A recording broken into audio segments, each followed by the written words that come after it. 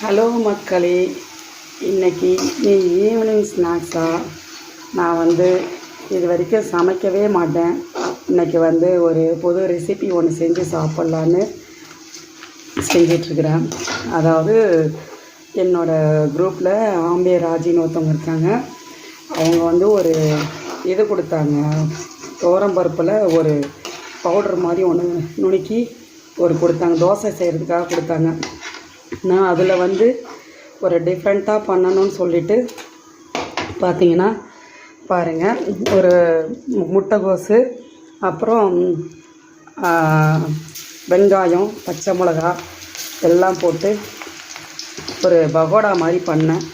இந்த நேரத்துக்கு ஒரு நல்லா இருக்குமேனு, நல்லா செம்ம சூப்பராக ஹெல்த்தியான ஃபுட்டாகவும் நமக்கு ஆரோக்கியமான உணவாகவும் இருக்குது. எல்லோரும் சாப்பிட வாங்க.